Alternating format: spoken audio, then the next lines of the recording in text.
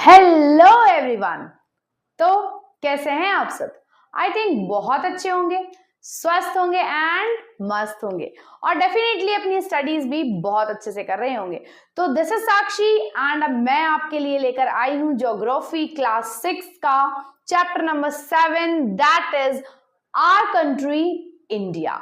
तो हाँ, इस चैप्टर में हम हमारे इंडिया के बारे में पढ़ने वाले हैं। अब क्यों जरूरी है इंडिया के बारे में? तो भाई हम रह रहे हैं इंडिया में, हमें पता होना चाहिए कि इंडिया की क्या पोजीशन है विद रिस्पेक्ट टू वर्ल्ड, क्या लोकेशन है, हम कहाँ एग्जिस्ट कर रहे हैं वर्ल्ड लेवल पर। ये सारी चीजें जानने के लिए हमें इंडिया के बारे में जानना बहुत जरूरी है। तो पहले तो हम इंडिया की ज्योग्राफिकल लोकेशन की बात करेंगे क्योंकि इंडिया एग्जैक्टली लोकेटेड कहाँ पर है और इंडिया कैसे कैसे अपने ज्योग्राफिकल लोकेशन से इतनी डाइवर्स है। तो चलिए शुरू करते हैं इसी के साथ शिक्षा एजुकेशन के यूट्यूब चैनल पर। This is Sakshi and we are studying chapter number 7 of class 6. But so let's start. But before starting, let's have a quick overview that exactly what we are going to study in this chapter. क्योंकि हमें देखिए India में पढ़ने के लिए ना बहुत कुछ है, बट यहाँ हम अपने एग्जाम को फोकस करके पढ़ रहे हैं। तो हमें एक एग्जैक्ट ओवरव्यू की जरूरत है कि एग्जैक्टली हम क्या क्या पढ़ें so that we can score good marks in exam. So we will start with introduction में से हमें कनेक्शन मिलेगा कि हमने प्रीवियसली हम इंडिया के बारे में कितना जानते हैं, हमने क्या पढ़ा हुआ है और हम भाई इंडिया में रह रहे हैं, हम अपनी डेली लाइफ में बहुत सारी चीजों से, बहुत सारे ज्योग्राफिकल फैक्टर्स, लैंडफॉर्म से इंटरेक्ट हो रहे हैं। तो वो सब हमें इंट्रोडक्शन से पता चलेगा। उसके बाद हम बात करेंगे लोकेशनल सेटिंग की कि कैसे सेट है वर्ल्ड पोजीशन पे, पूरे वर्ल्ड में इंडिया कहाँ पर सेट है, किस लोकेशन पर सेट है। उसके बाद इंडिया के नेबर की बात भी कर लेंगे भाई, क्योंकि इंडिया की बात जब हो रही है तो उसके आसपास पड़ोस में क्या क्या चीजें हैं, कौन कौन सी कंट्रीज हैं, ये सब जानेंगे। उसके बाद हम इंडिया का पॉलिटिकल और एडमिनिस्ट्रेटिव डिवीजन जानेंगे। ज्योग्राफिकल लोकेशन, ज्योग्राफिकल डिवीजन तो हम इधर ही बात कर लेंगे। उसके बाद पॉलिटिकली भी इंडिया को कैसे डिवाइड किया गया है, मतलब 28 स्टेट्स में डिवाइड किया गया है और 8 यूनियन टेरिटरीज में, तो ये सब भी हम बात करेंगे। और उसके बाद at last we will discuss on physical division. तो चलिए शुरू करते हैं हमारे इंडिया के बारे में जानना। तो देखिए भाई, India is a country of vast geographical expense. तो मतलब ऐसा कोई ज्योग्राफिकल लैंडफॉर्म नहीं है जो इंडिया में प्रेजेंट नहीं है। तो देखिए पहले हम बात करते हैं ज्योग्राफिकल लैंडफॉर्म्स की कि कौन कौन से लैंडफॉर्म्स मेजरली इंडिया में प्रेजेंट है। तो सबसे पहले नॉर्थ से, सबसे पहले तो ये देखिए, ये हमारा इंडिया है। जो सबसे ऊपर डायरेक्शन है वो कौन सी डायरेक्शन है? नॉर्थ है। और यहाँ क्या हो गई? साउथ। अब यहाँ पे क्या हो गई? वेस्ट। और ये हो गई ईस्ट। इन 4 डायरेक्शन में कौन कौन से अलग अलग लैंडफॉर्म्स हैं इसकी हम बात करते हैं। सबसे पहले बात कर रहे हैं नॉर्थ की। तो ये हो गया पूरा पूरा नॉर्थ रीजन। यहाँ पर प्रेजेंट है बड़े बड़े माउंटेन्स। तो ये जो लैंड है ना, कैसा लैंड है? ऊपर नीचे ऐसे स्लोप टाइप का लैंड है, जिसे हम क्या बोलते हैं? माउंटेन्स। अब जैसे हम माउंटेन्स से नीचे आते हैं तो हम 2 कैटेगरीज में देखते हैं कि एक साइड तो हमारा पूरा का पूरा डेजर्ट रीजन है और उसके अलावा बीच में यहाँ पर, मतलब यहाँ से या ऐसे करके ये पूरा क्या है? एक प्लेट्यू है, एक बड़ा सा प्लेट्यू। और उसके बाद यहाँ वाला ये जो पूरा रीजन है दिस इज कोस्टल एरिया। तो सारे के सारे ज्योग्राफिकल लोकेशंस, ज्योग्राफिकल लैंडफॉर्म्स हमारे इंडिया में प्रेजेंट है। और उसके अलावा इंडिया के अंडर में कुछ आइलैंड्स ग्रुप भी आते हैं, जैसे कि ये आपको दिखाई दे रहा है Lakshadweep and Andaman and Nicobar islands. तो इतने 6 लैंडफॉर्म्स यहाँ पे मेनली प्रेजेंट है। अब इसके बाद देखते हैं नॉर्थ में क्या है? लोफी हिमालयस, मतलब ये जो माउंटेन्स है ना, ये जो माउंटेन की रेंज है, इस माउंटेन रेंज को हम बोलते हैं हिमालय। सो नॉर्थ में जो हमारा इंडिया है वो किससे कवर है?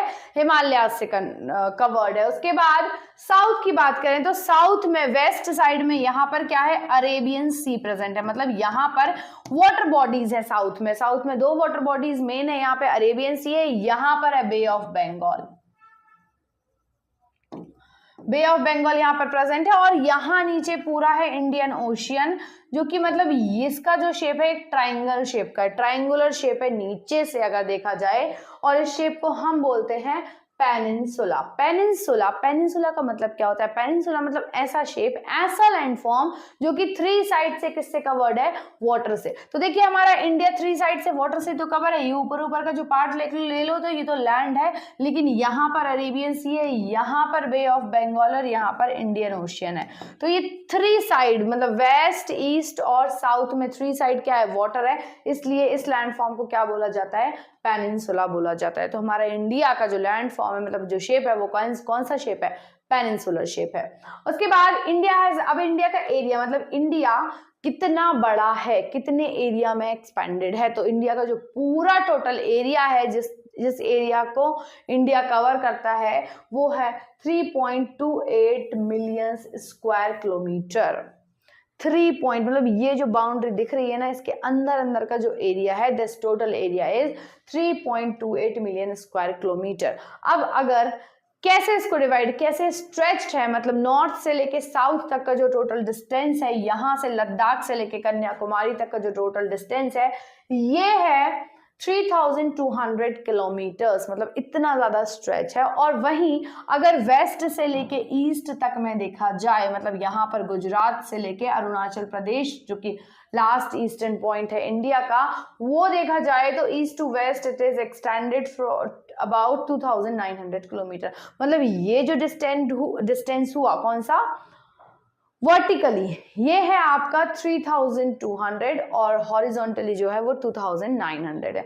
तो ये तो हो गई इंडिया की एग्जैक्ट लोकेशन की बात, नॉट लोकेशन मतलब कहाँ पे किस टाइप से इंडिया लोकेटेड है। अब इसके बाद हमने अभी बात करी थी कि नॉर्थ में कौन से माउंटेन है? हिमालय माउंटेन है, और उसके अलावा यहाँ पे ग्रेट इंडियन डेजर्ट भी प्रेजेंट है। ये जो राजस्थान वाला एरिया है यहाँ पे ग्रेट इंडियन डेजर्ट है।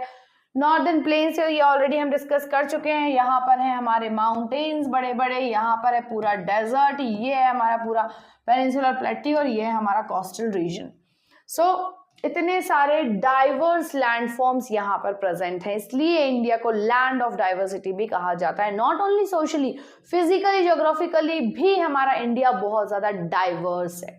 कितने सारे लैंडफॉर्म्स, मतलब ऑलमोस्ट सारे ही टाइप के लैंडफॉर्म्स हमारे इंडिया में प्रेजेंट हैं। There is a great variety of climate. अब इसी वजह से क्योंकि लैंडफॉर्म्स अलग अलग है, तो अभी हमने क्लाइमेट मतलब क्लाइमेट भी यहाँ पे अलग अलग, सभी जगह पे क्लाइमेट अलग है। Vegetation, vegetation means type of plants, trees, ये भी it also differs according to the geographical landforms. तो सारी चीजें ना कहीं हमारी हिस्ट्री, जो हम हिस्ट्री पढ़ते हैं वो भी हमारी ज्योग्राफी से ही रिलेटेड है। ज्योग्राफिकल लोकेशन के कारण ही हमारी हिस्ट्री भी इतनी ज्यादा डाइवर्स है। So I hope this much is clear to you. Just because of the geographical differences, हमारे यहाँ पे क्लाइमेट में बहुत ज्यादा डिफरेंसेस। साउथ इंडिया को देखिए कितना हॉट, कितनी ज्यादा हीट होती है वहां पे, वहीं नॉर्थ इंडिया को देखा जाए तो कितना कोल्ड क्लाइमेट वहां का होता है, कोल्ड वेदर होता है। वेजिटेशन की बात करी जाए तो नॉर्थ में कैनिफोरस ट्रीज ग्रो होते हैं कोन शेप के, वहीं अगर साउथ में देखा जाए तो कोकोनट ट्रीज, बनाना ट्रीज, ये सारे ग्रो होते हैं। It is why it is so, just because of the geographical landforms in this diversity. और इसके अलावा और क्या क्या डिफरेंस है? लैंग्वेजेस भी अलग हैं, और लैंग्वेज के कारण ही वहां का मतलब ज्योग्राफी के कारण ही वहां के कल्चर्स भी अलग अलग हैं। इन दिस डाइवर्सिटी, बट इतनी सारी डाइवर्सिटी होने के बाद भी हमारे अंदर क्या है? यूनिटी है, मतलब हम किसी ना किसी चीज से यूनाइटेड है। That is reflected in our tradition that binds us as one nation. और वो जो यूनिटी है ना, वो कहाँ क्या रिफ्लेक्ट करती है? हमारे कल्चर्स, हमारे ट्रेडिशन से रिफ्लेक्ट होती है। मतलब इतनी सारी डाइवर्सिटी होने के बाद भी वी ऑल आर इंडियंस, हम सभी क्या हैं? इंडियंस हैं। हमारे कल्चर्स और हमारी ट्रेडिशन, इन सब के थ्रू हम बता देते हैं कि वी आर इंडियंस। यस। अब अगर इंडिया की पॉपुलेशन की बात करें तो लास्ट टाइम इंडिया में जो ऑफिशियली सेंसस हुई थी, सेंसस का मतलब होता है काउंटिंग ऑफ पीपल, कितने number of people are present there, so counting of that is known as census. तो लास्ट सेंसस जो ऑफिशियली हुई थी हमारे यहाँ, दैट वाज इन 2011, और उस सेंसस के अकॉर्डिंगली हमारी इंडिया की पॉपुलेशन क्या है? 120 करोड़। अभी तो और ज्यादा इंक्रीज हो चुकी है, लेकिन हमारे पास जो एक ऑफिशियल डेटा है according to last census, that is 120 crore. 120 crore, अभी तो 130 के भी अब पहुंच गई है। और इतनी ज्यादा पॉपुलेशन होने के कारण ही ये वर्ल्ड का सेकेंड मोस्ट पॉपुलस कंट्री है, मतलब first most populous country according to 2011। अभी का तो पता नहीं, लेकिन 2011 के अकॉर्डिंग चाइना क्या है, फर्स्ट पॉपुलेटेड कंट्री है, जो कि अब नहीं है। अब India is the most populous country, लेकिन 2011 की सेंसस के अकॉर्डिंग हमारा इंडिया सेकेंड पोजीशन पर है। तो देखिए इंडिया को एक बार ध्यान से देख लीजिए, यही है आपका प्यारा सा इंडिया, जिसमें डिफरेंट डिफरेंट बहुत सारे ज्योग्राफिकल लोकेशन है। और पॉलिटिकली इंडिया को 28 स्टेट्स एंड 8 यूनियन टेरिटरीज में डिवाइड किया गया है। तो चलिए हम बात करते हैं सबसे पहले इंडिया की लोकेशन की। लेकिन इंडिया की लोकेशन जानने के लिए, मतलब इसका मतलब यह है कि इंडिया एग्जैक्टली इस पूरे वर्ल्ड में कहाँ लोकेट करता है। तो ध्यान से देखिए इस वर्ल्ड मैप को, देखिए ये रहा हमारा world map. I hope this is clear to you. तो पूरे टोटल वर्ल्ड में हमारा इंडिया कहाँ दिखाई दे रहा है? ये जो आपको पार्ट दिखाई दे रहा है ना, यहां से इस टाइप से ये हमारा इंडिया है। तो ये जो ब्यूटीफुल सा इंडिया है, ये इस पूरे वर्ल्ड के रिस्पेक्ट में कहाँ पर लोकेट करता है? तो देखिए किसी भी चीज को लोकेट करने के लिए थोड़ा सा फ्लैशबैक में चलते हैं। कौन से फ्लैशबैक में? चैप्टर नंबर 2 में। चैप्टर नंबर 2 में हमने देखा था, क्या देखा था? लैटिट्यूड्स और लॉन्गिट्यूड्स को देखा था कि कैसे लैटिट्यूड्स और लॉन्गिट्यूड के हेल्प से हम किसी भी प्लेस को लोकेट कर सकते हैं। तो जल्दी से उसको रिकॉल करते हुए इंडिया को लोकेट करते हैं। तो हमें ऑलरेडी पता है कि इंडिया से जो एक मेन लॉन्गिट्यूड पास होता है, यहां से मान लीजिए, यहां से एकदम सेंटर से दिस लॉन्गिट्यूड ये यहां से पास हो रहा है। India is located in the northern hemisphere. तो देखिए हमने ये जो पूरा हमारा अर्थ है उसको 2 पार्ट्स में डिवाइड किया हुआ है, upper part and lower part. Upper part को हम बोलते हैं नॉर्दर्न हेमिस्फीयर और नीचे वाले को सदर्न हेमिस्फीयर। तो ये जो नॉर्दर्न हेमिस्फीयर है, नॉर्दर्न हेमिस्फीयर इस पार्ट में हमारा इंडिया लोकेट करता है। अब नॉर्दर्न हेमिस्फीयर में कहाँ भाई? नॉर्दर्न हेमिस्फीयर में तो और भी दिखाई दे रहा है, नॉर्थ अमेरिका दिखाई दे रहा है, अफ्रीका का आधा पार्ट है, यूरोप है, एशिया में और भी बहुत सारे कंट्रीज हैं, ये सारे आइलैंड्स दिखाई दे रहे हैं। नॉर्दर्न हेमिस्फीयर में कहाँ? तो इसके लिए भी हमें आगे थोड़ा और डीपली जाना पड़ेगा। तो अब हमें एक और मेजर थिंग पता है, दैट कि यहां से ये जो सेंटर पे इक्वेटर है 0 डिग्री पे, उसके ऊपर 23.5 डिग्री पर एक मेजर लैटिट्यूड निकलता है। उस लैटिट्यूड का नाम क्या है? इस लैटिट्यूड का नाम है tropic of cancer. Tropic of cancer जहां से पास होता है, वही ट्रॉपिक ऑफ कैंसर ऑलमोस्ट हमारी कंट्री को भी हाफ पार्ट में डिवाइड कर देता है। तो इसका रेफरेंस लेके हम क्या इंडिया को लोकेट कर सकते हैं? बिल्कुल कर सकते हैं, लेकिन हमें क्या चाहिए? एक एग्जैक्ट लोकेशन चाहिए। तो साउथ से नॉर्थ तक भी एक लॉन्गिट्यूड पास होता है, वो है 82 डिग्री का है एग्जैक्टली, लेकिन वो है 8.4 degree north and 37.6 degree north. मतलब इन 2 लैटिट्यूड्स के बीच में हमारा इंडिया है। इन 2 मेजर लॉन्गिट्यूड्स के बीच में हमारा इंडिया लोकेट करता है। वेस्ट से ईस्ट में कहां पर देखिए 67 से 97। तो यहां पर ये हो गया हमारा, यहां से कर लीजिए, इंडिया से जो पास हो रहा है 67 और एकदम ऊपर से जो पास हो रहा है दैट इज 97। तो लैटिट्यूड और लॉन्गिट्यूड के बीच में हमारा इंडिया लोकेटेड है। If we divide the world into eastern and western hemisphere, which hemisphere with India? तो देखिए हमने नॉर्थ और हेमिस्फीयर में तो देख लिया। अगर हम इंडिया को ईस्ट और वेस्ट हेमिस्फीयर में डिवाइड कर देते, मतलब हम हॉरिजॉन्टली नहीं वर्टिकली डिवाइड करते हैं, तो हमारा इंडिया कहाँ आएगा? ईस्ट डायरेक्शन है ना भाई, ये ईस्ट है, ये वेस्ट है, ये नॉर्थ है, ये साउथ है। तो अगर ये लाइन जो है ये डिवाइड करती है 2 पार्ट्स में वर्टिकली, तो ईस्टर्न हेमिस्फीयर में हमारा इंडिया लोकेट करेगा। तो ये तो हो गई इंडिया की एग्जैक्ट लोकेशन की बात। हमने चैप्टर 2 में एक चीज और पढ़ी थी कि इंडिया के सेंटर से एक लॉन्गिट्यूड पास होती है, दैट इज ऑफ 82.5 डिग्री, जिससे कि हमारा स्टैंडर्ड टाइम भी मेजर होता है। तो हम उससे भी हमारी इंडिया की एग्जैक्ट लोकेशन बता सकते हैं। तो I hope this much is clear to you. Latitude और लॉन्गिट्यूड के बेसिस पे इंडिया कहाँ लोकेट कर रही है? So it is given here. देखिए already we have seen, so due to the great longitudinal extend, longitude में इतना सारा लॉन्गिट्यूडनल एक्सटेंड है, इतनी सारी ब्रॉडनेस में about 29 degree, there could be a wide difference in local time. अब देखिए, क्योंकि इतने सारे डिफरेंसेस होने के बाद, क्योंकि देखिए एक 29 डिग्री का डिफरेंस आ रहा है, एक यहाँ से इस लॉन्गिट्यूड से इस लॉन्गिट्यूड के बीच में, तो डेफिनेटली यहाँ पे टाइम डिफरेंस भी बहुत ज्यादा होगा। इतना ज्यादा डिफरेंस होने के बाद भी इसका जो ईस्टर्न पॉइंट और वेस्टर्न पॉइंट है वहां पे टाइम डिफरेंस बहुत ज्यादा होगा। यहाँ पर सन है, सन से जो रेज आ रही है यहाँ पर जल्दी आएंगी as compare to this part. So that's why there will be a lot of time difference at two extreme points of India, such as difference between these two points would be about 2 hours. मतलब इन दोनों points के बीच में जो time difference है, मतलब यहाँ पे जो सनराइज होता है ना, यहाँ पर कौन सा स्टेट है, ईस्टर्न मोस्ट अरुणाचल प्रदेश। अरुणाचल प्रदेश में जो सनराइज होता है वो 2 घंटे पहले, मतलब जनरली अगर हम बात कर रहे हैं, if we are living in MP, centre में रह रहे हैं, तो अप्रॉक्स समर्स के सीजन में 6 o'clock पे सनराइज हो जाता है, बट यहाँ 4 o'clock पे हो जाता है। लेकिन गुजरात में अगर यहाँ 4 o'clock हो रहा है तो यहाँ पे 6 o'clock पे हो जाता है, तो 2 hours का डिफरेंस। तो सोचिए वहां 2 hours बाद वहां पे डे स्टार्ट हो जाता है और यहाँ पे तो मॉर्निंग ही हो रही होती है, तो इससे बहुत ज्यादा क्लैशेस भी होते हैं। क्लैशेस किस टाइप के, ऑफिशियल मीटिंग्स और इन सब में, जहां वहां एक तरफ गुजरात वाले तो सो के उठ रहे हैं और अरुणाचल प्रदेश वाले तो उनका काम भी स्टार्ट हो चुका है। So as you have learned earlier the local time changes by 4 minute. तो बट आप, और ये 2 hours का डिफरेंस कैसे आया, क्योंकि हर लॉन्गिट्यूड पे जैसे कि हम मूव करते हैं 4 मिनट्स से टाइम चेंज हो जाता है। तो इनके बीच में कितने लॉन्गिट्यूड्स आ रहे होंगे, that you have to do, and जल्दी से कैलकुलेट करके मुझे कमेंट बॉक्स में कमेंट करके बताओ कि इनके बीच में कितने लॉन्गिट्यूडनल डिफरेंस आ रहा होगा।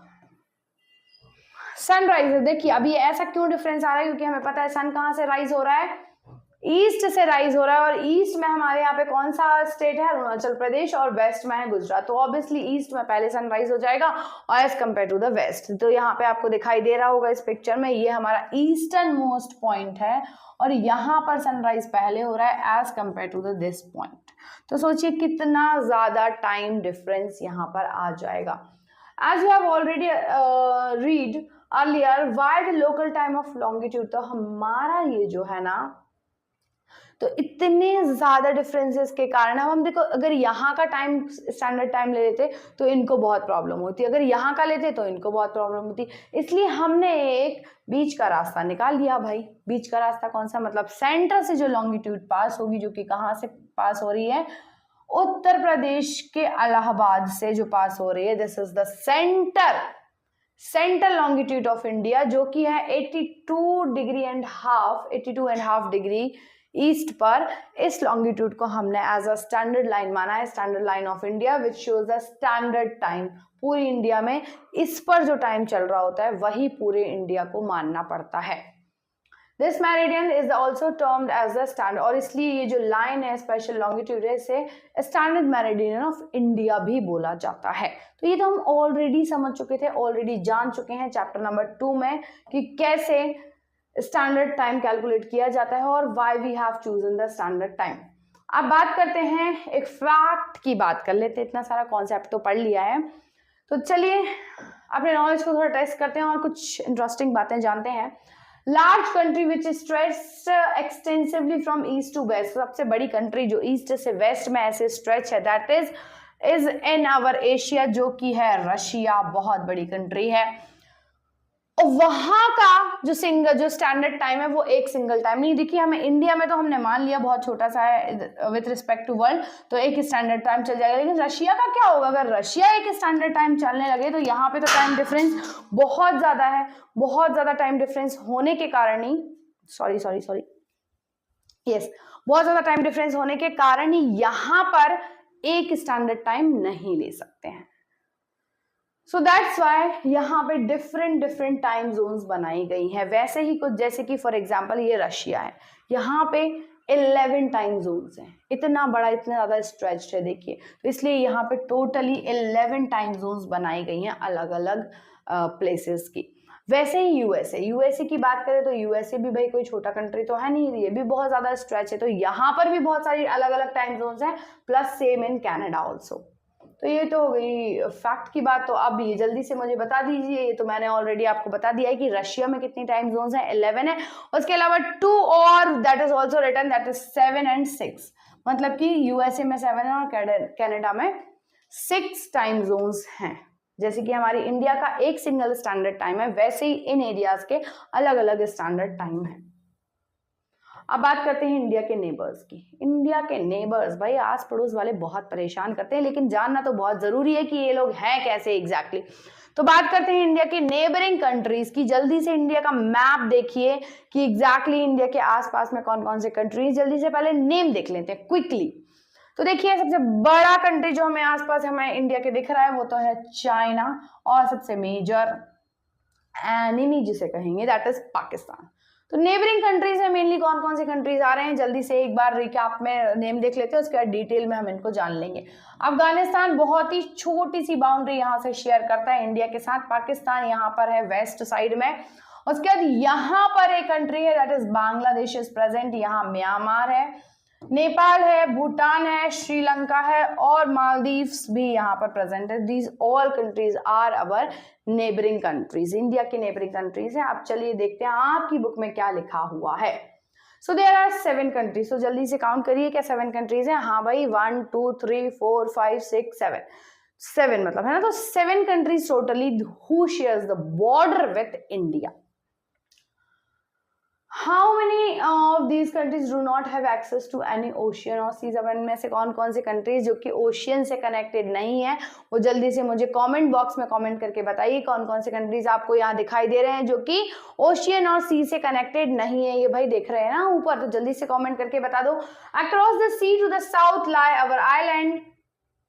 तो जहां साउथ में अगर हम जाते हैं तो 2 आइलैंड्स, वो these are also country, 2 island मिलते हैं जो कि कौन कौन से हैं, श्रीलंका एंड मालदीव्स। ये भी हमारे क्या हैं, ये भी हमारे नेबरिंग कंट्रीज हैं। Sri Lanka is separated from India by a straight. अब एक बात, एक टर्म आ रही दैट इज स्ट्रेट। अब now what is this straight. तो देखिए ये आपको इंडिया दिख रहा है, इससे कनेक्टेड नेबरिंग कंट्री दिख रहा है यहाँ पे चाइना, लेकिन यहाँ पे एक बहुत ही नैरो लाइन आपको दिखाई दे रही है, बहुत नैरो। और यही नैरो लाइन जो कि 2 लैंड को सेपरेट करती है और ओशियन वाटर बॉडी को कनेक्ट करती है। तो वाटर बॉडी को कनेक्ट करने वाली वो जो नैरो लाइन होती है बिटवीन 2 मेजर लैंड फॉर्म्स, 2 बड़े बड़े लैंड के बीच में एक narrow line of water, that is called straight. तो इंडिया और श्रीलंका के बीच में ये जो नैरो लाइन है वाटर की, वाटर बॉडीज की, कौन से water body, Indian ocean, Indian ocean है यहाँ पे। तो ओशियन का एक ऐसा पार्ट जहां पे की नैरो लाइन बनी हुई है 2 बड़े बड़े लैंड फॉर्म्स के बीच में, उसे हम बोलते हैं स्ट्रेट। और इस स्ट्रेट का नाम है जो कि इंडिया और श्रीलंका को कनेक्ट करती है, कनेक्ट नहीं करती, सेपरेट करती है, अलग करती है, उसे हम बोलते हैं पाक स्ट्रेट, PALK, पाक स्ट्रेट, इसका नाम है पाक स्ट्रेट। ठीक है, so I hope this much is clear to you. आगे मूव करते हैं इंडिया के नेबर्स में जानने के लिए। सो भाई इतने ही नेबर हैं इंडिया के, देख लो जल्दी से, ओनली दीज मच नेबर्स, इतना ही पढ़ना है, ज्यादा कुछ पढ़ना भी नहीं है इसमें। अब बात करते हैं हम पॉलिटिकल एंड एडमिनिस्ट्रेटिव डिवीजन की। तो पॉलिटिकली इंडिया को कैसे डिवाइड किया गया है इस पर हम बात करते हैं। जल्दी से इंडिया का मैप देखो, इतनी सारे जो आपको लाइंस दिखाई दे रहे हैं, कलरफुल कलरफुल इंडिया दिखाई दे रहा है। तो पॉलिटिकली हमने इंडिया को 28 स्टेट्स में डिवाइड किया हुआ है। अब वो कौन कौन से स्टेट्स हैं ये आपको लर्न करना है फटाफट। I hope you are in class 6 already, बहुत प्रीवियस क्लासेस से हम पढ़ते हुए आ रहे हैं। जल्दी से एक लिस्ट बनाइए, this is your task to make a list of all the states and capital and then उसके बाद एक ब्लैंक मैप लीजिए, पॉलिटिकल मैप, और सारे स्टेट्स को with their capitals mark it here on the map, on the political map. So India एक बहुत vast, मतलब बड़ा कंट्री है। पूरे कंट्री को मेजर, पूरे कंट्री को कंट्रोल करने के लिए, रन करने के लिए एक एरिया से कोई कंट्रोल नहीं कर सकता है, इसलिए उसको कंट्रोल करने के लिए हमने क्या किया है, 28 स्टेट्स और 8 यूनियन टेरिटरीज में डिवाइड कर लिया गया है। सो नाउ ये जो स्टेट्स हैं ये तो आपको ऑलरेडी पता होंगे, मतलब ऐसा एरिया जहाँ पे गवर्नमेंट अलग, गवर्नमेंट सिस्टम है, एक मेजर सेंट्रल गवर्नमेंट है वो तो कंट्रोल कर ही रहा है, लेकिन उस एरिया की गवर्नमेंट भी कंट्रोल कर रही है। लेकिन यूनियन टेरिटरी क्या है, कैसे स्टेट से अलग है यूनियन टेरिटरी। तो यूनियन टेरिटरी वो एरिया है जो कि किसी पर्टिकुलर स्टेट गवर्नमेंट, उस एरिया का कोई गवर्नमेंट नहीं होता है, उसको कंट्रोल कौन करता है, central government. So that area which is controlled directly by the central government is known as union territory. तो ऐसे ही हमारी कंट्री में 8 यूनियन टेरिटरीज हैं, जिनमें से हमारी इंडिया की कैपिटल क्या है? Delhi. Delhi is the national capital पूरे इंडिया की। पूरे इंडिया को कंट्रोल करने के लिए गवर्नमेंट जो कि कहां पर सिचुएटेड है? दिल्ली में। तो दिल्ली क्या हुई हमारी? Not Delhi, new Delhi, it is new Delhi.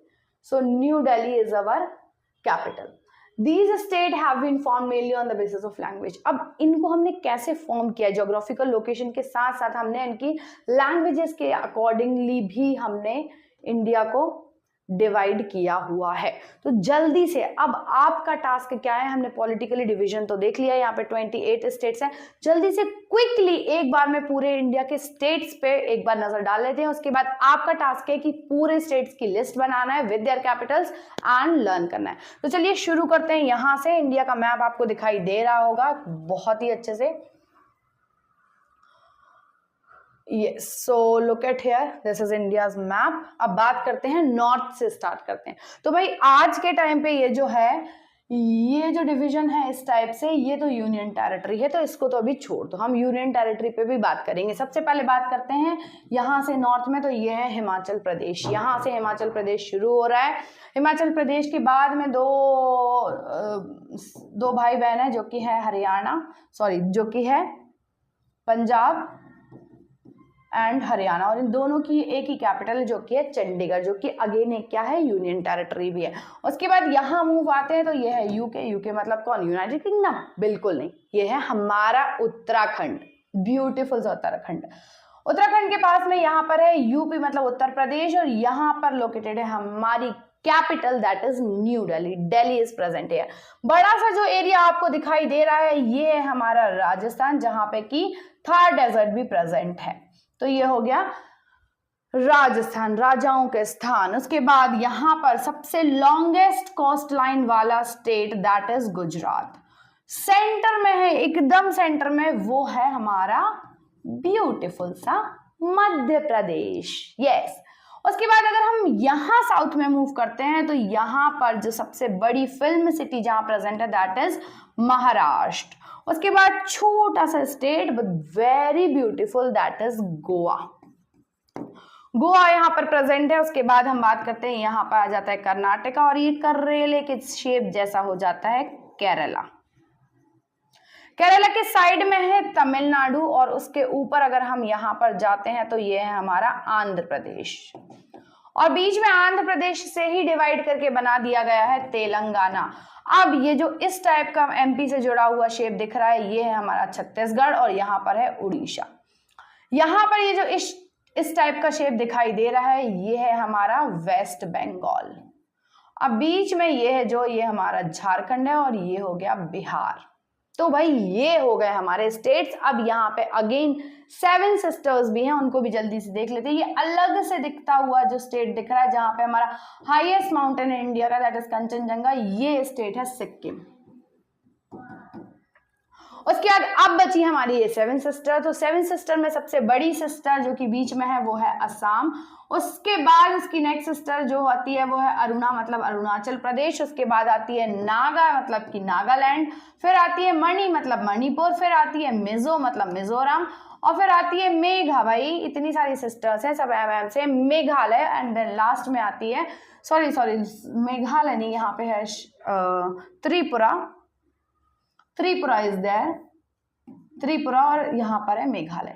तो ये हो गए हमारे पूरे 28 स्टेट्स। तो जल्दी से आपका टास्क भी ये है कि जल्दी से 28 स्टेट्स की लिस्ट बनाइए, लर्न करिए एंड बहुत अच्छे से लर्न कर लीजिए। अब आप नेक्स्ट वीडियो में आपको यूनियन टेरिटरी के बारे में बताऊंगी कि ऑल 8 यूनियन टेरिटरी कहाँ कहाँ पर लोकेटेड हैं विद दिस मैप। सो बने रहिए मेरे साथ शिक्षा एजुकेशन में, जहां हम नेक्स्ट टॉपिक में इसके फिजिकल डिवीजन पे बात करने वाले हैं। Thank you very much. अगर आपको मेरा वीडियो अच्छा लगा है तो जल्दी से लाइक कर दीजिए और साथ ही साथ सब्सक्राइब भी कर दीजिए। Thank you everyone. मिलते हैं नेक्स्ट वीडियो में।